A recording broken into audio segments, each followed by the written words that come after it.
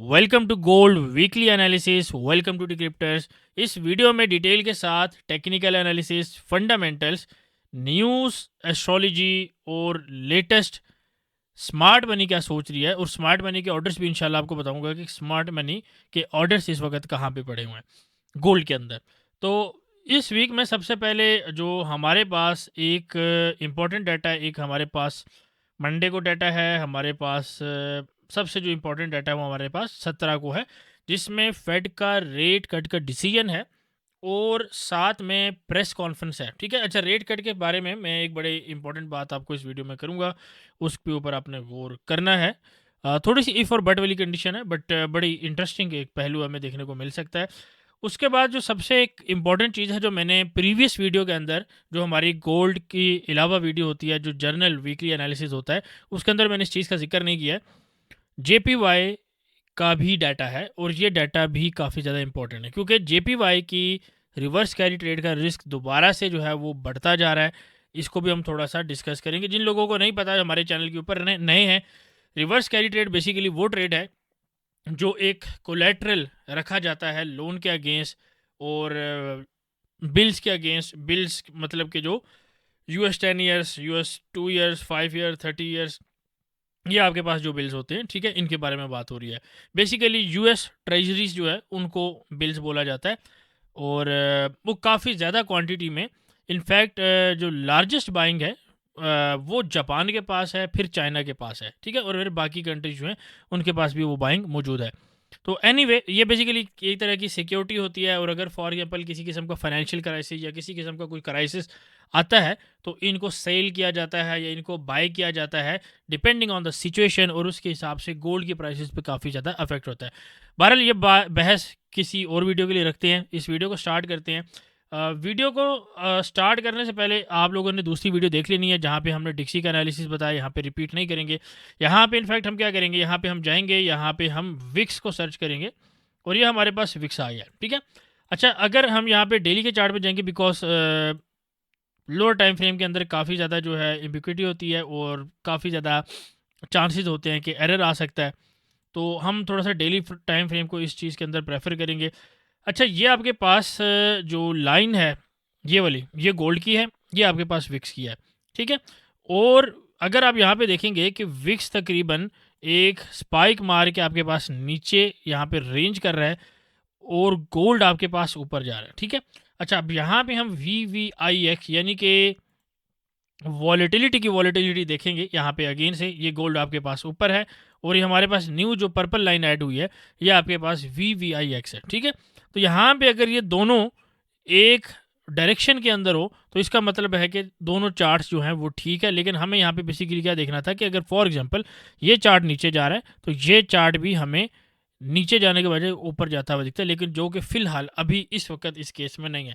लेकिन आने वाले वक्त में हमें इस तरह की कुछ सिचुएशन देखने को मिल सकती है, और अगर इस तरीके की सिचुएशन होती है तो गोल्ड के अंदर टॉप लगने का काफ़ी ज़्यादा चांसेस जो है वो होंगे, ठीक है। बहरहाल मैंने इसको कवर किया है कि कौन सी जो आपकी लेवल है नीचे विक्स के अंदर वो आपके पास नीचे आ सकते हैं। ये मैंने जनरल वीकली एनालिसिस वाली जो वीडियो है हमारा उसके अंदर कवर किया। अच्छा, अब यहाँ पे थोड़ा सा हम बुलिंजर बैंड के थ्रू पहले एनालिसिस करेंगे। हम 3 मंथ से जाएंगे। देखिए, अगर 3 मंथ के एनालिसिस करें तो हमारे पास यहाँ पे इसके ऊपर क्लोजिंग आ रही है विच इज़ वेरी बुलिश, ठीक है, विच इज़ वेरी बुलिश। इस बैंड के ऊपर क्लोजिंग आना आपके पास वेरी बुलिश है और तकरीबन 16 दिन 19 घंटे के अंदर आपके पास प्रॉपर क्लोजिंग आ जाएगी, ठीक है। उसके बाद मंथली की बात की जाए तो मंथली यहाँ पे हमारे पास टॉप लग रहा है और ये और भी ऊपर स्ट्रेच कर सकता है। वीकली की बात की जाए, वीकली में अगेन हमारे पास बुलिश क्लोजिंग आ रही है। आपको मैंने बताया कि that is very bullish actually. अच्छा, इसके बाद आपके पास डेली है और बाकी आपके पास ये चार्ट्स मौजूद है, ठीक है।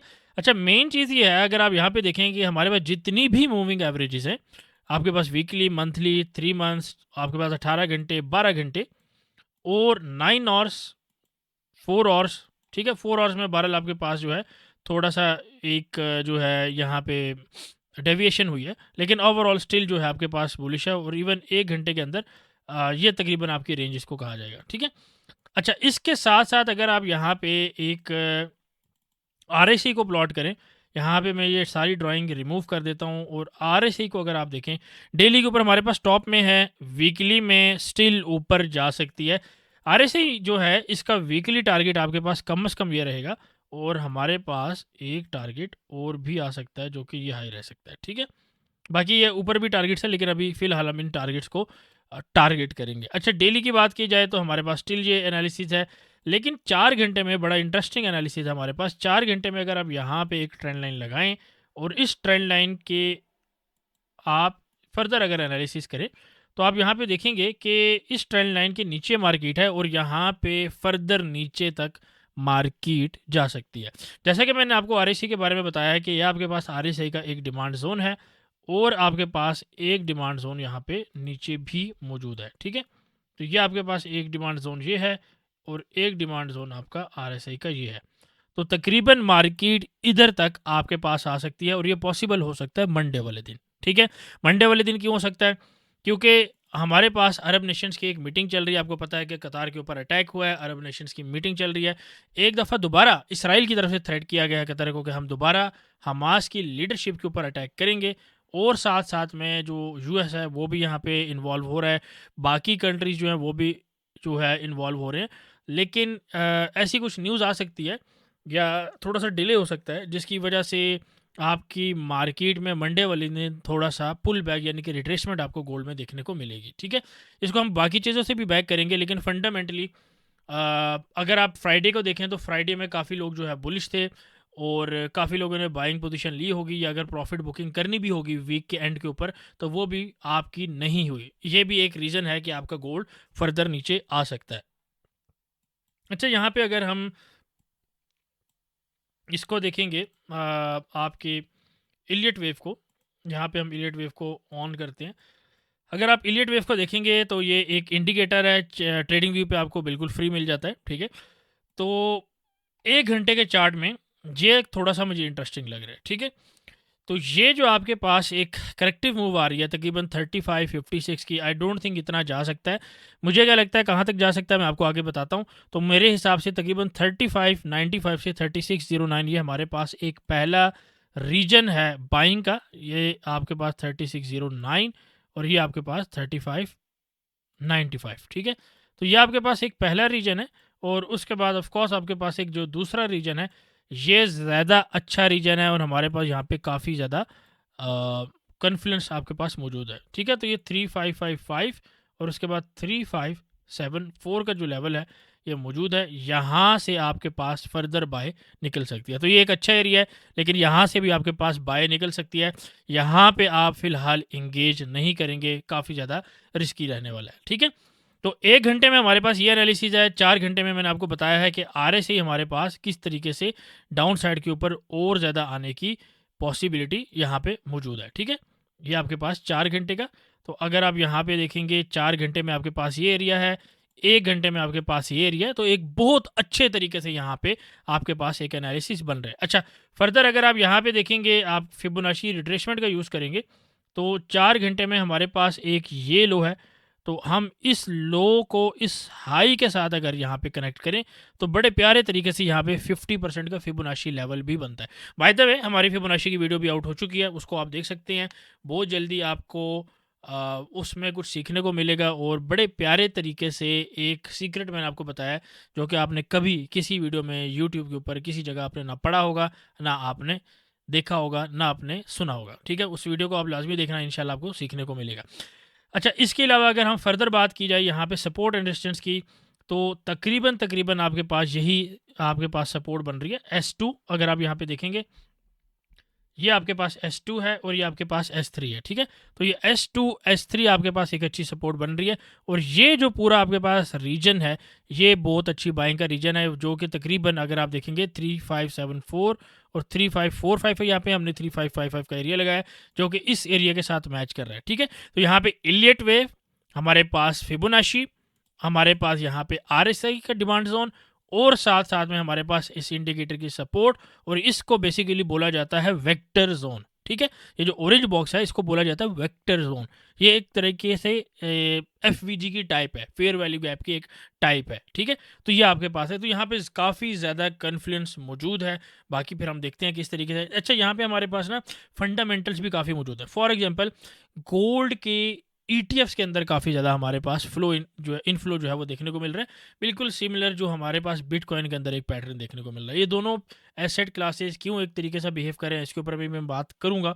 इसके अलावा नेटो जो है, ट्रम्प की स्टेटमेंट आई है कि नेटो 50 से 100% टैरिफ जो है आपका रशिया के ऊपर लगा सकता है। और अगर इस तरीके से टैरिफ्स लगते हैं रशिया के ऊपर, तो चाइना जो है उसके ऊपर भी टैरिफ्स लगेंगे, और दोनों कंट्रीज़ के ऊपर टैरिफ लगने की वजह से गोल्ड को एक और बुलिश मोमेंटम देखने को मिलेगा, ठीक है। तो ये एक चीज़ आपने माइंड में रखनी है। जापान की कैरी ट्रेड आपने माइंड में रखनी है। मिडिल ईस्ट का क्राइसिस आपने माइंड में रखना है। अमेरिका का बैंकिंग सेक्टर जो बिहाइंड द सीन थोड़ा सा फेल हो रहा है। जीडीपी टू डेब्ट रेशियो आपकी इंक्रीज हो रही है। इन सारे फैक्टर्स को आपने माइंड रखना है। Everything is bullish for gold, ठीक है। अब आ जाते हैं फेड के ऊपर। फेड की हमारी मीटिंग है, ठीक है, 17 को आपकी मीटिंग है, सारा कुछ है, ठीक है। अब फेड की मीटिंग में अगर रेट कट होता है, ऑल गुड। 25 होता है, 50 होता है, दैट इज़ अनदर स्टोरी। वो मैं पिछली वीडियो में डिस्कस कर चुका हूँ। यहाँ पे मैं आपको जो पॉइंट बताने वाला हूँ वो ये है कि अगर फेड रेट कट नहीं करता, फिर अगर नहीं करता फिर क्या हो गया? फिर ये होगा कि पावल को फोर्सफुली रिमूव किया जा सकता है, और उसके चांसेस काफ़ी ज़्यादा इंक्रीज कर जाएंगे, ठीक है। अब मेरी बात को गौर से सुने कि जो फेड है ना आपका, ये है एक इंडिपेंडेंट इदारा, एक इंडिपेंडेंट डिपार्टमेंट। लेकिन अगर यहाँ पे फेड के चेयरमैन को रिमूव कर दिया जाता है, तो ये इंडिपेंडेंसी आपकी फेड की हो जाएगी ख़त्म। और इस वजह से जितने भी दुनिया के लोगों ने डॉलर्स लिया हुआ है, यूएस ट्रेजरी लिया हुआ है, बिल्स लेके रखे हुए हैं, उसकी वजह से उनका ये एतमाद फेड के ऊपर से उठ जाएगा। और इसके नतीजे में वो डॉलर की डंपिंग करेंगे, ट्रेजरीज की डंपिंग करेंगे, यूएस 10 ईयर्स की डंपिंग करेंगे। मैं डंपिंग से बेसिकली सेंट्रल बैंक्स की बात कर रहा हूँ, ये नहीं कि ओवर द नाइट होता है। It could be for several weeks, for several months, ठीक है। करेक्शन भी इसमें आएगी, वो भी पार्ट होगा, लेकिन मैं एक जनरल आपको पर्सपेक्टिव दे रहा हूँ। तो आपके पास गोल्ड 4000 से 5000 का लेवल टच कर सकता है, ठीक है। गोल्ड आपका 4000 से 5000 का लेवल टच कर सकता है अगर ये चीज़ ट्रिगर होती है। अच्छा, ये चीज़ बाकी फैक्टर से अलग है, जो मैं पीछे जिक्र कर चुका हूँ। ये फैक्टर उनसे अलग है, ठीक है, क्योंकि बाकी मैं एक्सप्लेन कर चुका हूँ। ये एक नया पर्सपेक्टिव था, इसको मैंने आपको एक्सप्लेन थोड़े से उस टाइम के अंदर जितना पॉसिबल है वो कर दिया। अच्छा, एक और चीज़ ये है कि मिडल ईस्ट के अंदर मिडल ईस्ट के अंदर तो नहीं, आप यूरोप वाला साइड पे कह सकते हैं। मिडल ईस्ट के अलावा यूरोप वाली साइड के ऊपर रशिया ने, ठीक है, पोलैंड के ऊपर अटैक किया है। और पोलैंड जो है वो आपका नेटो का कंट्री है, ठीक है। और यहाँ पे आर्टिकल 4 जो है वो इन्वोक हो चुका है। आर्टिकल 4 बेसिकली ये है कि सारे नेटो मेंबर मीटिंग करेंगे, वो देखेंगे कि ये अटैक इस काबिल है कि नेटो के आर्टिकल 5, यानी कि एक कंट्री के ऊपर अगर नेटो का अटैक किया जाए तो सबके ऊपर अटैक कंसीडर किया जाएगा, क्या वो इन्वोक या उसका लागू करना ज़रूरी है या नहीं, ठीक है। इसके ऊपर बात हुई है। और इस वक्त पोलैंड वर्ल्ड वॉर 2 के बाद अभी तक हाईएस्ट अलर्ट के ऊपर मौजूद है।